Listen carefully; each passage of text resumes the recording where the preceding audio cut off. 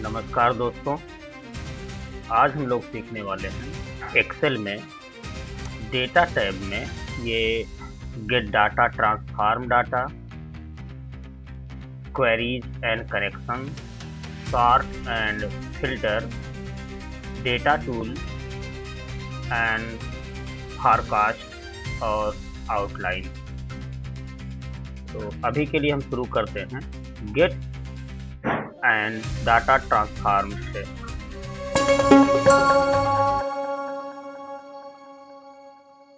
यहाँ से हम क्या कर सकते हैं, अपने एक्सेल में डेटा को किसी अन्य सोर्स से इंपोर्ट करवा सकते हैं। ये डेटा भी आपका CSV है और ये भी वही पूछ रहा है कैसे करना है। हमको यहाँ पर कामा रहने देना है, कामा, और बेस्ड वही रहने देना है, और यहाँ पर क्या कर रहा है, ट्रांसफर डेटा।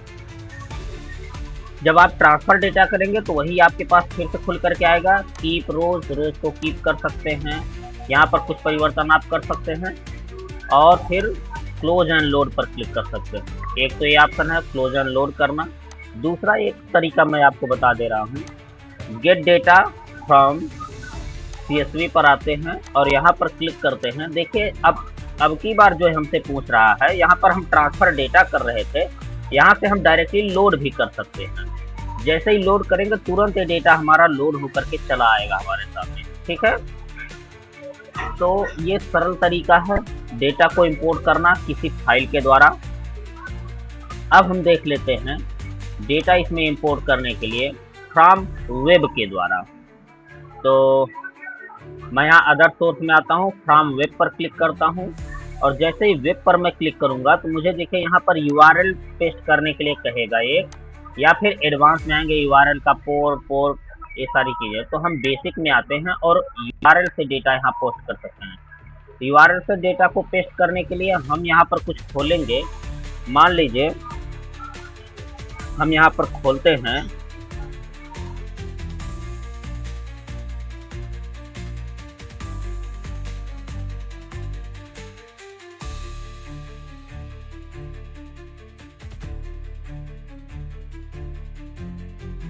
सोर्स को कॉपी करेंगे और यहाँ पर URL को आकर के पेस्ट कर देंगे। अब यहाँ पर देखिए कुछ ऑप्शन हमारे पास आ रहा है, कॉन्टैक्ट, विंडोज, है ना, क्रेडेंशियल यूज करना, API यूज करना। तो API वगैरह ये बहुत हाई लेवल की चीज़ें हैं, इसको जब आप प्रोग्रामिंग सीखेंगे तो समझ में आएगा। अभी के लिए हम केवल इस तरह से डेटा को ले सकते हैं, कनेक्ट कर सकते हैं।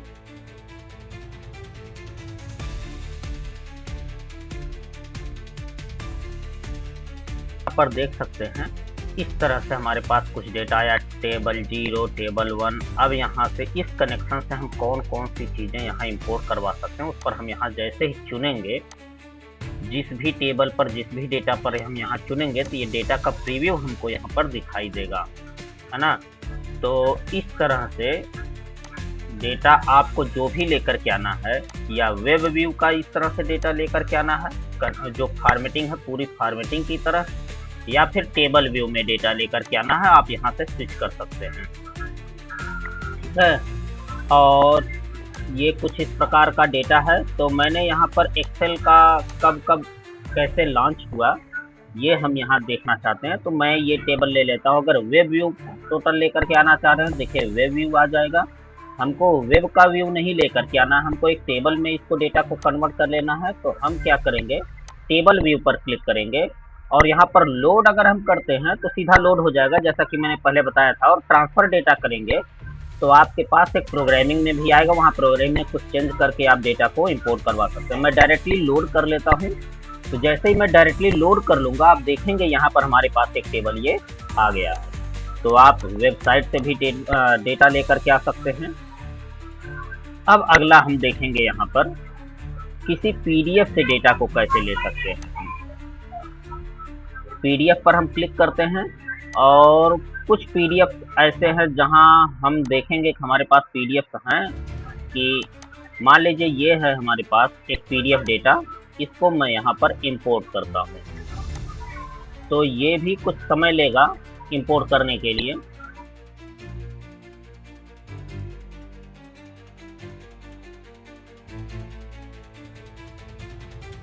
इस प्रकार से ये जो हमारा डॉक्यूमेंट मैंने सिलेक्ट किया, उस डॉक्यूमेंट में जितने भी टेबल्स होंगे उन टेबल्स या पेज को इस तरह से दिखाई देगा। देखिए जैसे मैं किसी पर क्लिक करता हूँ तो देखिए ये कुछ इस तरह से उसका जो डेटा है उस टेबल में वो हमारे पास यहाँ पे आ जाता है। ऐसे ही अगर हम पेज की बात करें तो देखिए पेज है, यहाँ पर कुछ पेज के जो डेटा हैं इस तरह से वो पेज के डेटा हमारे पास आ जाएंगे। मैं कोई एक पेज का डेटा ले लेता हूँ और लोड पर क्लिक करता हूँ।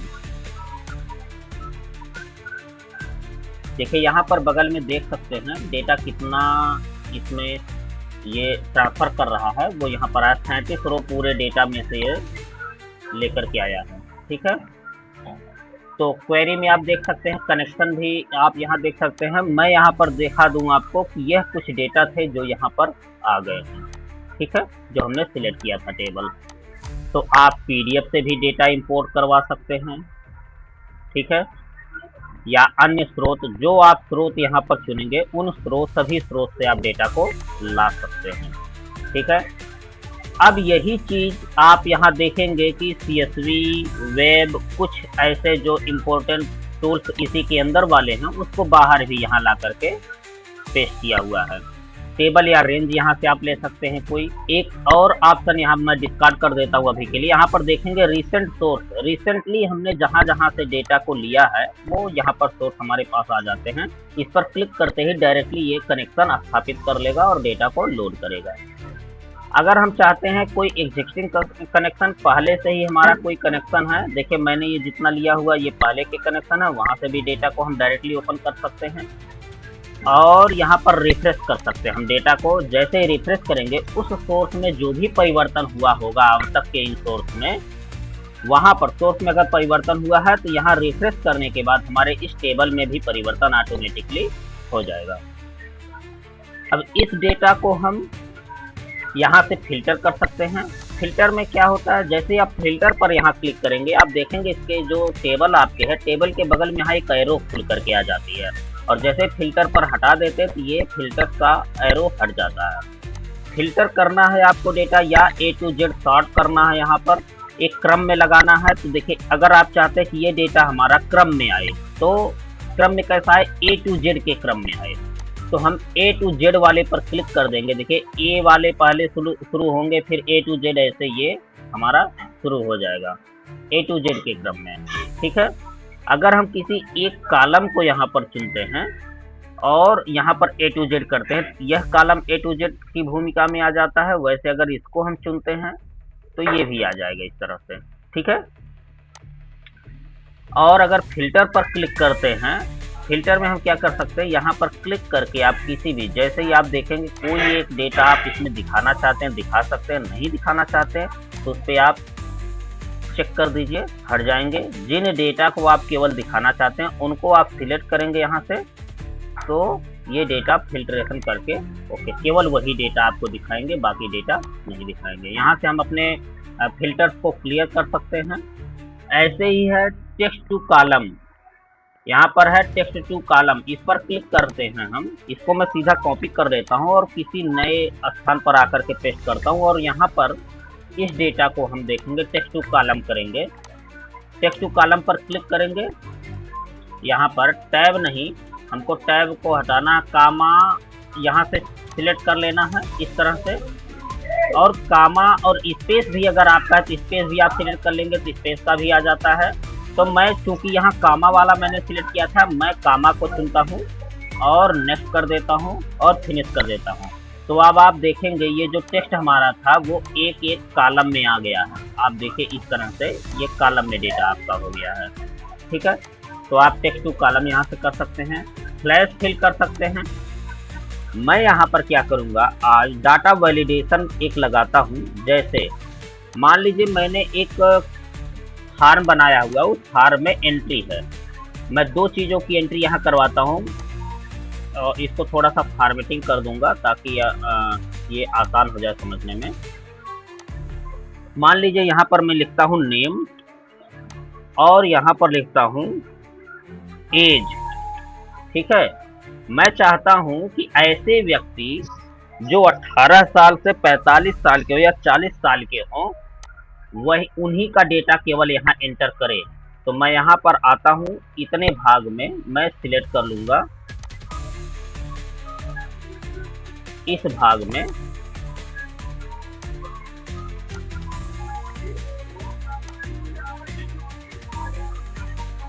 कि कोई भी, मैं यहाँ पर इतना ये सिलेक्ट कर लेता हूँ। सिलेक्ट करने के बाद आ जाता हूँ डेटा में, और डेटा में यहाँ डेटा वैलिडेशन पे आता हूँ और क्लिक कर लेता हूँ। अब यहाँ पर देखिए एनी वैल्यू जहाँ पर लिखा है सेटिंग में, इस एनी वैल्यू को हम whole number, decimal, list, date, time, custom इस तरह से लिख सकते हैं। तो हम यहाँ पर लिखते हैं, सिलेक्ट कर सकते हैं होल वैल्यू। होल वैल्यू पर क्लिक करते ही आपके सामने नीचे यहाँ दो ऑप्शन और खुल जाएंगे, मिनिमम और मैक्सिमम। तो बिटवीन, यहाँ पर नॉट बिटवीन, इक्वल टू, तो मैं बिटवीन ही लिखता हूँ क्योंकि हमारा जो कंडीशन है वो कंडीशन है 18 से लेकर के 40 तक। तो मिनिमम मैं यहाँ पर सिलेक्ट करता हूँ 18 और मैक्सिमम चुन लेता हूँ 40, और इनपुट वाले टैब पर आकर के यहाँ पर क्लिक करता हूँ और यहाँ पर लिख देता हूँ इनपुट मैसेज। जैसे ही यहाँ पर कोई आए तो उसको एक मैसेज ऑटोमेटिकली दिखाई दे। वो क्या दिखाई दे, यहाँ से मैं चुन सकता हूँ। तो मैं यहाँ लिखता हूँ टिप, मैं टिप दे रहा हूँ। टिप क्या है, only 18 to 40 year age valid. ठीक है, मैंने यहाँ पर ये लिखा और एरर अलर्ट में आ जाते हैं। एरर अलर्ट में स्टॉप, वार्निंग, केवल वार्निंग दे या इंफॉर्मेशन दे तो मैं कहता हूँ स्टॉप करे, उससे मुझे लेना ही नहीं है। टाइटल इनवैलिड मैं लिख देता हूँ, invalid, age are not within 18 to 40 year. ठीक है, ये मैंने सिलेक्ट कर लिया और अब मैं करूंगा ओके। तो अब जैसे ही इस पर मैं क्लिक करूंगा, देखेंगे यहाँ टिप, एक जो मैसेज टिप में मैंने लिखा था वो ऑटोमेटिकली आ गया, only 18 to 40 year age valid. कहीं भी आप इसमें क्लिक करेंगे तो ये मैसेज आपको दिखाई देने लगेगा, जो मैसेज आप मैसेज बॉक्स में लिखेंगे। अब होगा क्या, जैसे मैं इसमें 1 टाइप करता हूं तो देखिए डेटा को लेगा नहीं। एज आर नॉट वैलिड, अच्छा सॉरी, मैंने वैलिड लिखा नहीं था यहाँ पे, तो जो मैंने लिखा था वो यहाँ पे आ रहा है, age are not within 18 to 40। यहाँ यो हो गया था, 2 लिखना था मुझे। तो मैं यहाँ पर वैलिडेशन में आ जाता हूँ, डेटा वैलिडेशन में, और यहाँ पर यो था, मैं इसको 2 कर देता हूँ, 240। ठीक है, तो अब आप देखेंगे ये डेटा 18 से नीचे का लेगा ही नहीं। ठीक है, रीट्राई करेंगे, नहीं लेगा। अगर मैं इसको देखें यहाँ पर अगर लिखता हूँ 17.99, फिर भी ये डेटा को नहीं लेगा, है ना। यहाँ पर डेटा क्या लेगा, 18 में डाल देता हूँ, देखिए डेटा को ले लिया। अगर ऐसे ही मैं 41 डाल देता हूँ तो डेटा को ये एक्सेप्ट नहीं करेगा। ठीक है, एक पॉपअप खुल करके आ जाएगा और ये बताएगा कि क्या दिक्कत है यहाँ पे। ठीक है, तो 40 जैसे मैं डालता हूँ, देखिए 18 से लेकर के 40 तक का कोई भी संख्या आप यहाँ डाल सकते हैं, लेकिन उसके अलावा आप यहाँ डेटा नहीं डाल पाएंगे अगर 18 से और 40 से ऊपर का आपने कोई डाटा डाला। तो डेटा वैलिडेशन का प्रयोग आपने देखा। ऐसे ही विभिन्न प्रकार के यहाँ से आप अपने अनुसार यहाँ से ले सकते हैं। वैल्यू, डेसिमल, डेट की लिस्ट आप ऐसे चुन सकते हैं, है ना। टेक्स्ट लेंथ चुन सकते हैं। आप चाहते हैं यहाँ पर, अगर मैं बगल में यहाँ दिखा दूँ, इसमें कोई नाम अगर आप चाहते हैं जिसमें केवल 10 अक्षर आप चाहते हैं कि वह इसमें हो, तो फिर मैं इसको क्या करूँगा, पहले पूरा सिलेक्ट कर लेता हूँ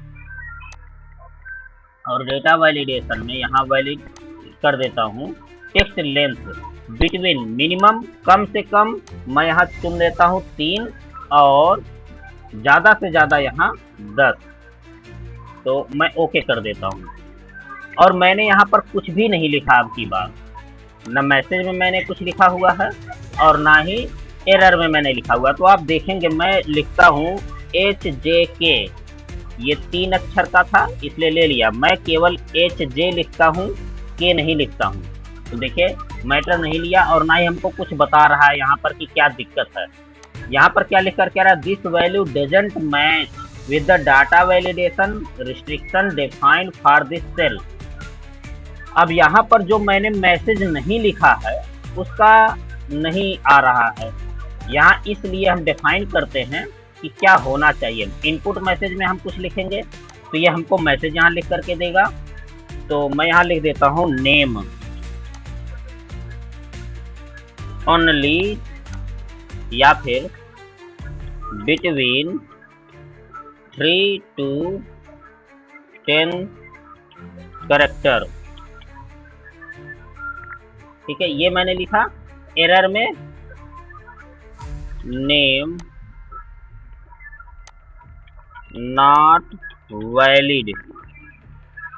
ओके, अब देखिए बिटवीन 3 to 10 कैरेक्टर यहाँ पर लिख कर क्या गया, यहाँ पर मैं कुछ भी लिखता हूँ, नहीं लिया, नॉट वैलिड है ना। अब यहाँ पर मैं कुछ भी लिखता हूँ 3 से ज़्यादा, और अगर ऐसे मैं 10 से ज़्यादा लिख देता हूँ तो भी देखिए वैलिडिटी इसकी नहीं लेगी। ठीक है, तो डेटा वैलिडेशन का काम है डेटा को चेक करना।